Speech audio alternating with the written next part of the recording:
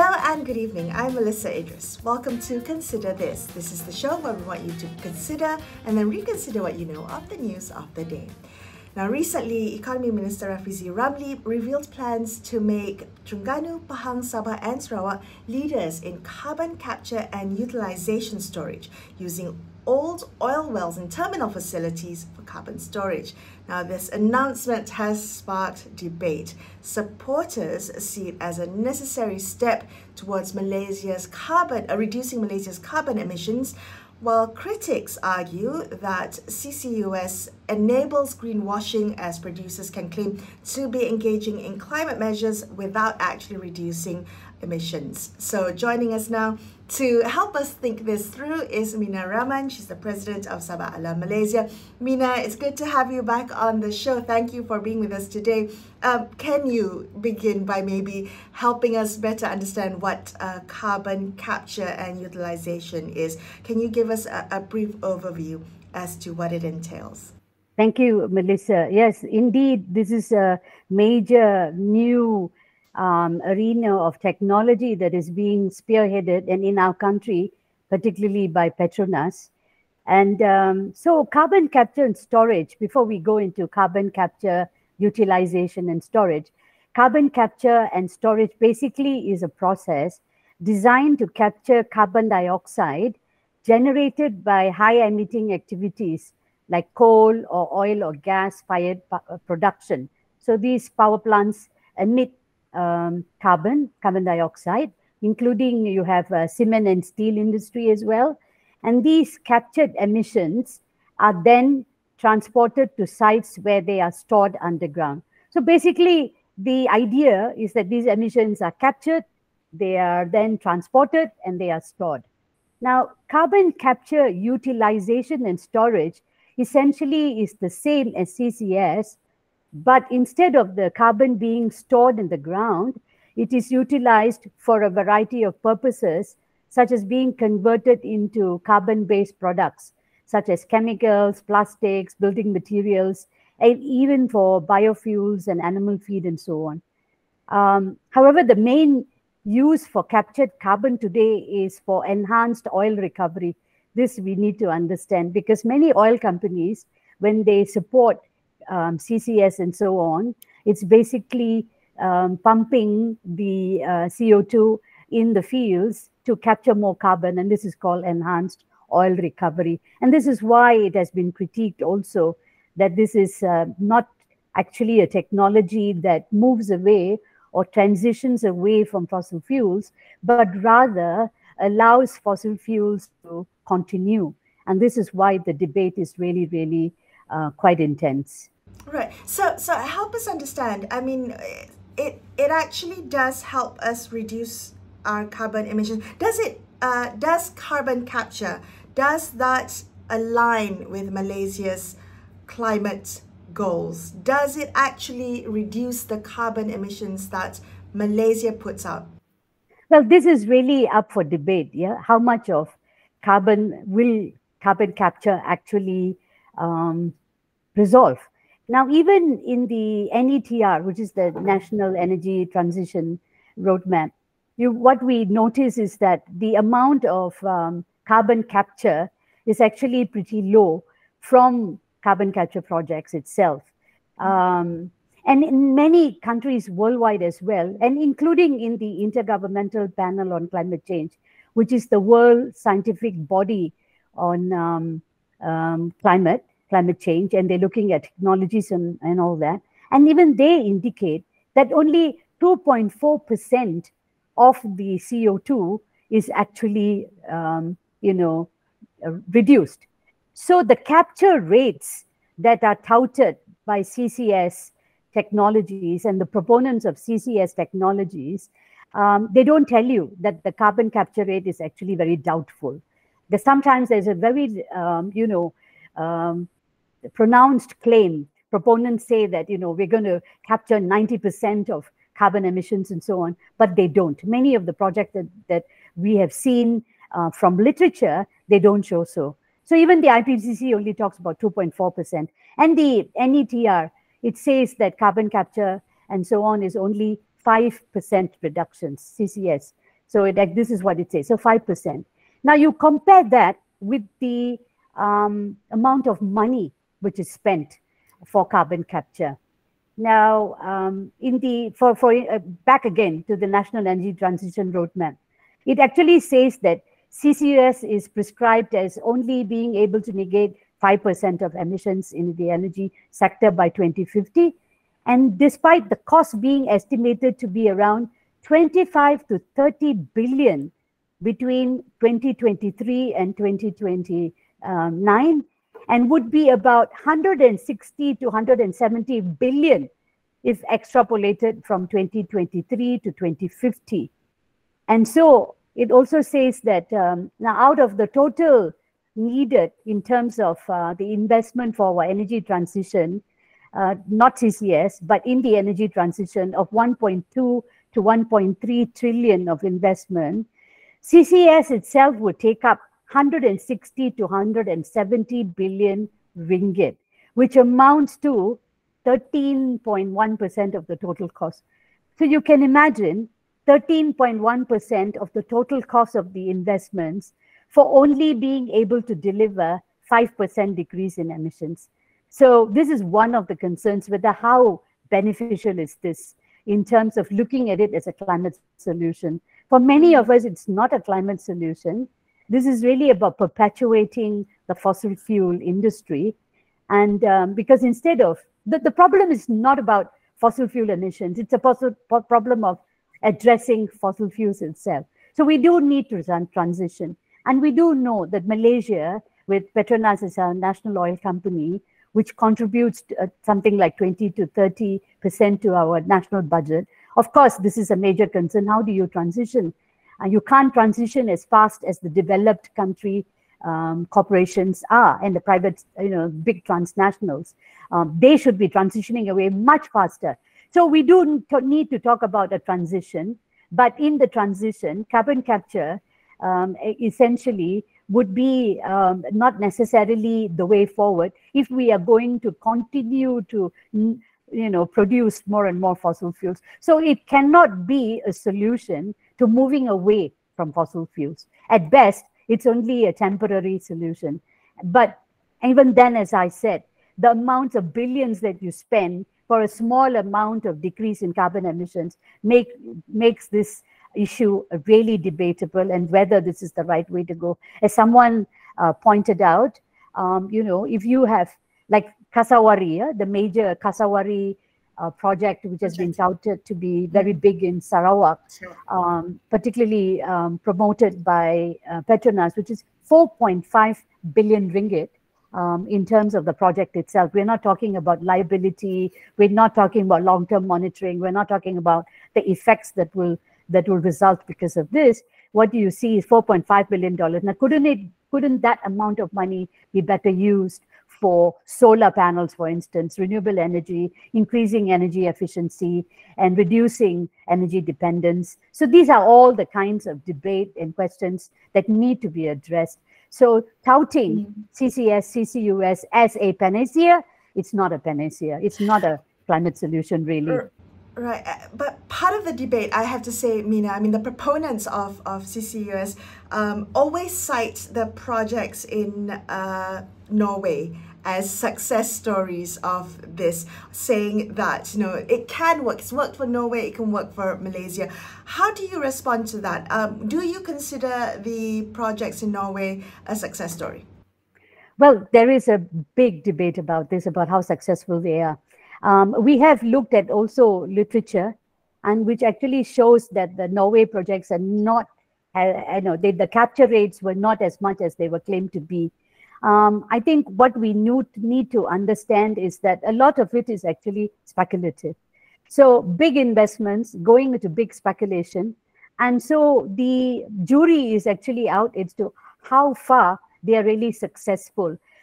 There are studies by other international institutes which have said that the so-called capture rates are not as high as they are, and that the risks are many. And what we need to recognize is that you're talking about the storage of CO2, and in the Kasawari case, it's offshore. The Kasawari is the biggest offshore project, much bigger than Norway. So it's not a simple case of saying, if Norway can do it, and you must remember, the climatic conditions, the geologic conditions, all these are uncertainties. Just because it works in one area doesn't mean it will succeed in another area. So first of all, the success of the Norwegian projects are debatable. They are not seen as a major success. And so in fact, as I said, the capture rates are much, much smaller than what they were touted to be. And in the case of the Kasawari, as I said, it's offshore. Then you're burying carbon dioxide permanently. Think of it as a big, in the depleted wells, underground, in the water, under the sea.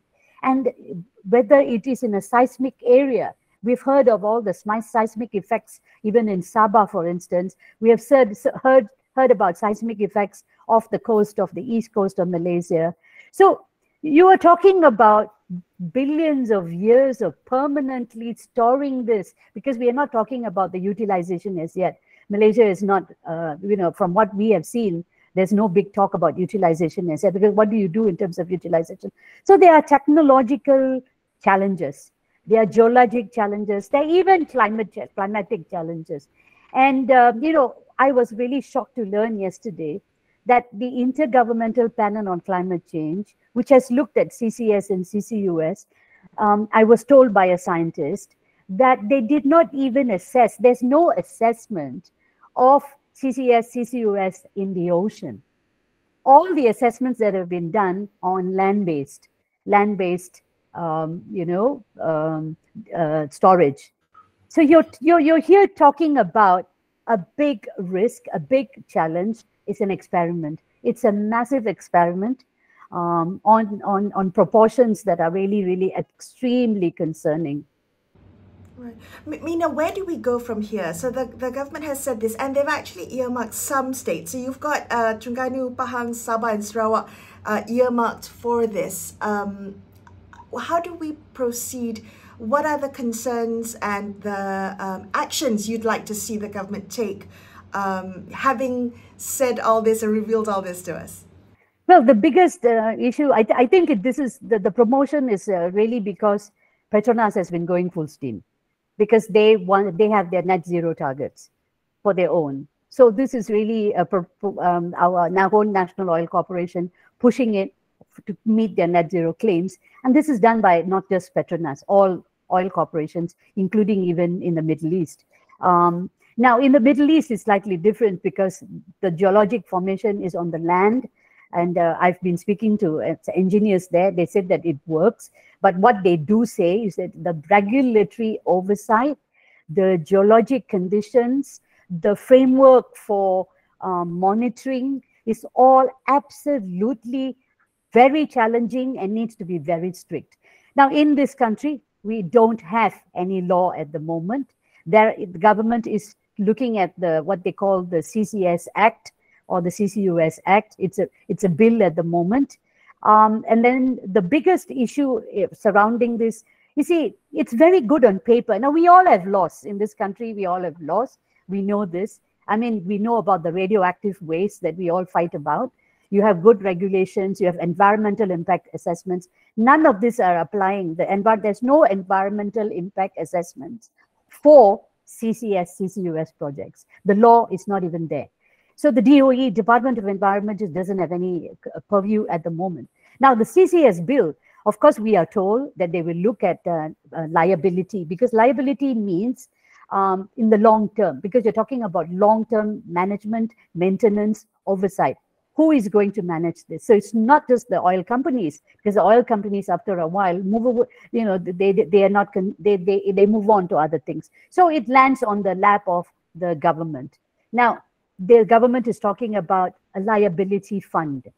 Now, they usually, if we understand how the radioactive waste is treated, similarly, there's a fund, and then the Atomic Energy Board looks over it. And so government is landed with the responsibility. Now, the liability issue is about leakage. Can we prevent leakages? The biggest concern for us is actually the expertise, the technical expertise. So it's not enough to have your law. Your law can have monitoring, can have a fund, can have a liability regime, can have collection. But do we have the technical prowess, the strength and capacity of our government and technical experts to be on top of this? Now, this is our major concern. And given the experiences from public interest groups like ours, from Sahabat Alam Malaysia, I think the governance and oversight, which will really be the most important problem. So assume that if the CO2 leaks, it's called an asphyxiant, meaning CO2 goes, it can choke. You can have all kinds of, it's a toxic, gas that will have, that you will be consumed by. Imagine this happening underwater. Do you see this? So the implications are phenomenal, and yet there's no environmental impact, social impact, no clarity, and we are rushing. We are rushing mainly because of Petronas and the Kasawari project.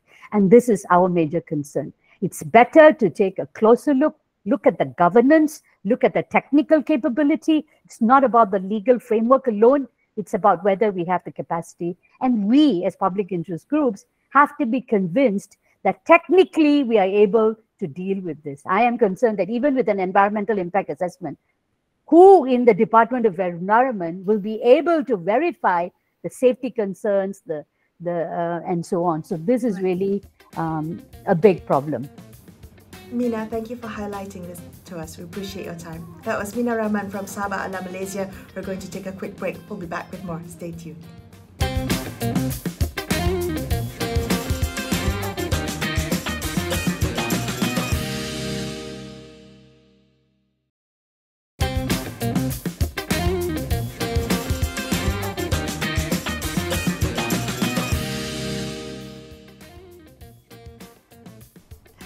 Hi, welcome back to Consider This. I'm Melisa Idris. Let's continue our discussion about the government's plans to make Terengganu, Pahang, Sabah and Sarawak key states to lead the charge in carbon capture and utilisation storage. Is this the most effective and sustainable path for Malaysia?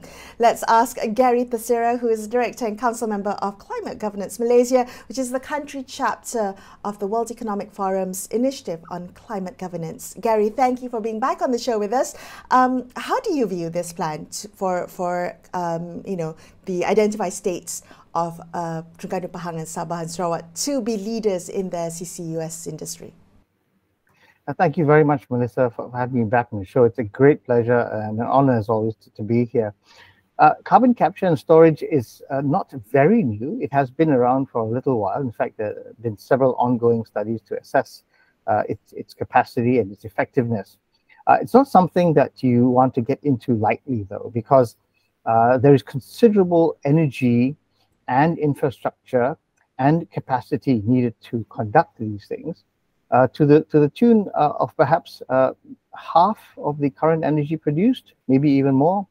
And there are estimates that when we do make this state of the art, that we'll still have to, for any given power plant, sacrifice between 10 to 16% of the electricity or energy produced by that power plant to run this process, to implement this process. So in general, it's not something that you want to leap into without full consideration of the implications.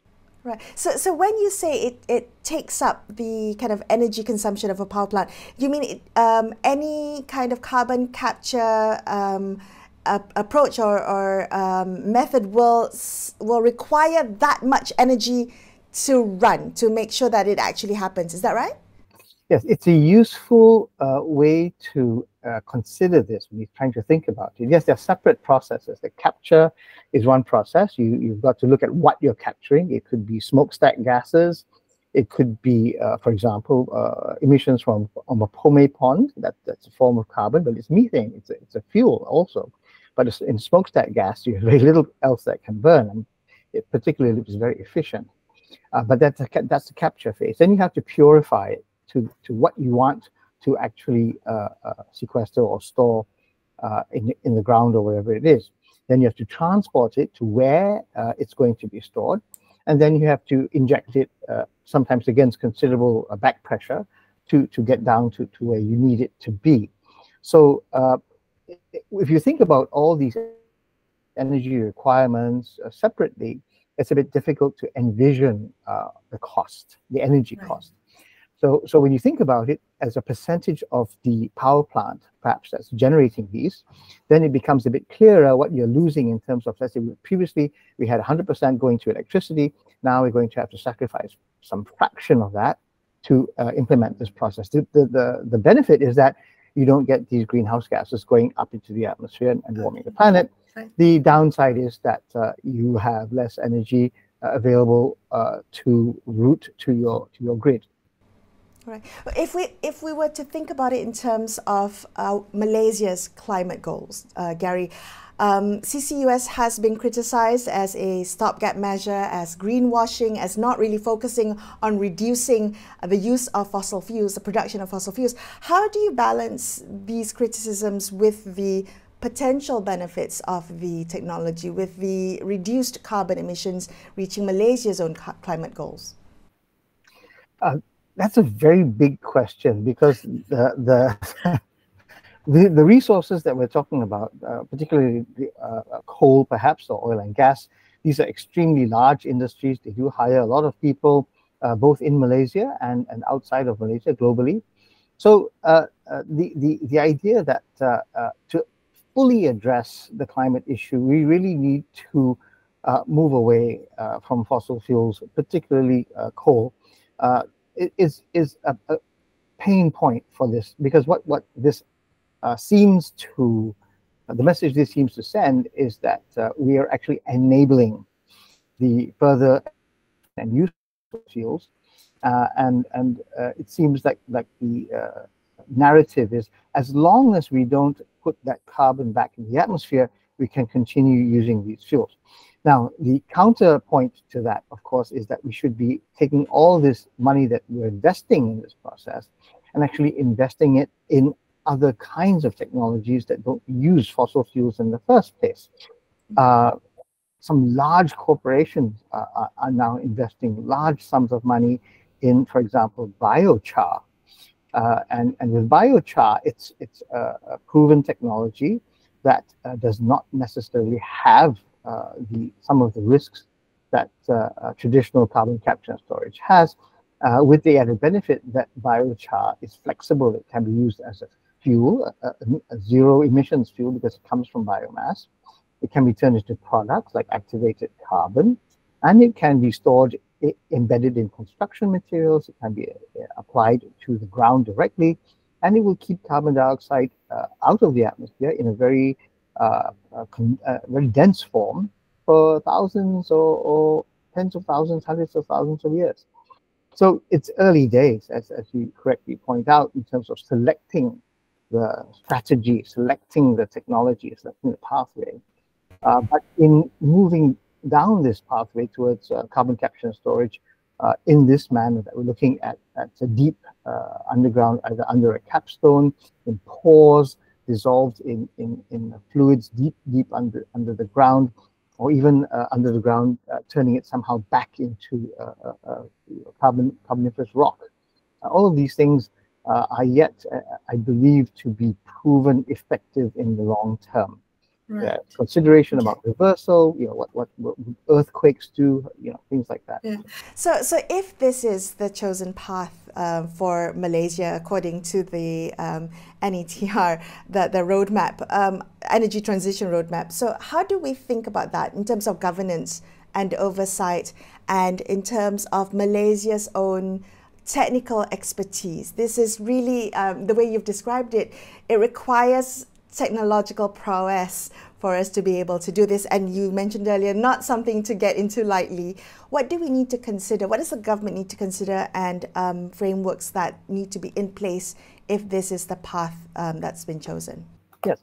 Well, to be fair, a lot of the technology involved in carbon capture and storage is technology that is already employed in the oil and gas exploration. So things like coatings on pipes, how to minimize leaks, detect them, All of these things are already part of large capacity that we need that comes from the oil and gas business. So it's not something that's completely new to them. What might be new is perhaps the range of pressures, very, very high pressures needed to transport it. And then the idea that we actually need to somehow route these gases from their sources, which, as I said, might be power stations on land, somehow get them out to where they are being. Now, previously, when we've had things like the risk of gas leaks when we have gas wells, or oil leaks when we have oil wells, so we do have some of the technology to detect those, to make sure that we prevent them, and to fix them when they do happen. That technology, some of it we have. But we lack the specific technologies of detecting, let's say, leaks that may be some distance away. You might be injecting your gases down at one point, and if you have a leak that's venting them out somewhere else under the ocean, that can be extremely difficult to detect. They're leaking there, and they'll be dissolving in the ocean. So the understanding of how to monitor, to measure, to verify some of these things, these are very critical considerations in something like this. And it's compounded by the fact that we're talking about very inaccessible places. We've had some, I suppose, problems with carbon credits issued from things like forests, and indeed those are accessible. Indeed, we can even assess and measure these things remotely, detect any reversals remotely.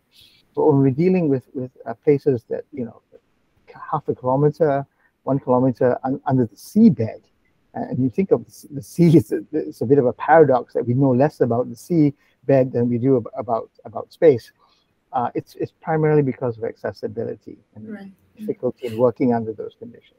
Gary, thank you so much for sharing your insights with us. I appreciate it. That was Gary Theseira from Climate Governance Malaysia, wrapping up this episode of Consider This. I'm Melisa Idris, signing off for the evening. Thank you so much for watching, and good night.